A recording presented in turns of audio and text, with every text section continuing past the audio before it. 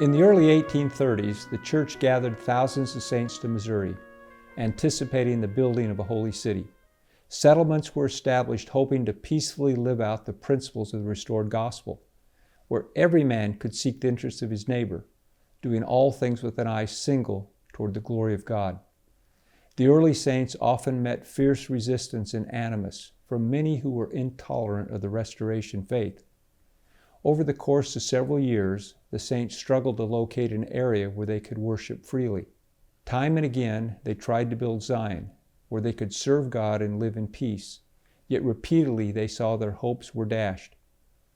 After being forced from independence in 1833, the location designated as the place for the city of Zion, the Missouri legislature in 1836 granted land in Caldwell County, where they enjoyed relative tranquility until 1838, when violence again erupted and the Missouri-Mormon War of 1838 commenced. The war lasted several months with the Missouri militia and members of the church battling each other. The hardships endured by the saints included the pillaging and burning of their homes, along with rape and murder.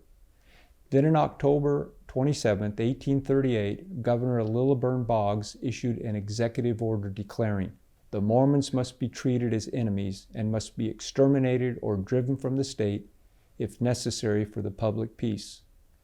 In December, Joseph and Hiram Smith, Sidney Rigdon, Parley P. Pratt, Lyman White, George Robinson, and Amasa Lyman were all falsely charged with treason and incarcerated in a jail in Liberty, Missouri. The saints understood the state authorities intended to hold the leaders hostage until all the church had been vacated from the state. Banished from their homes, the saints became refugees, fleeing the state of Missouri during the harsh winter of 1838 and 9.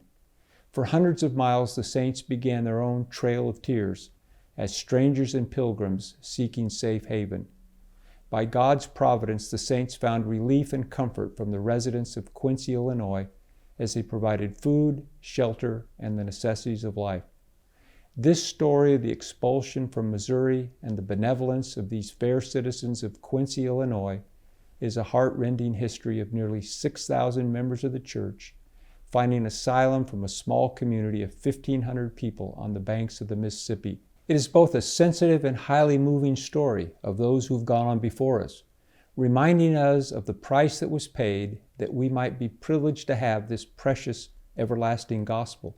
It's the story of our ancestors, but it's also our story. Could the Quincy Archetypal be applied to the scattered of the Restoration? When the clarion call is trumpeted throughout the world calling Israel home, will the saints unite to provide the necessities of life as Israel returns home to the lands of their inheritance? Will we decide to make a refuge for God's ancient covenant people as they flee Babylon and gather to Zion? Will the day soon come when all the saints will coalesce together to both mirror and eclipse the Quincy miracle in the epic story of Zion's redemption? The Book of Mormon says there were no Mannerites, but they were in one the children of Christ and heirs to the kingdom of God.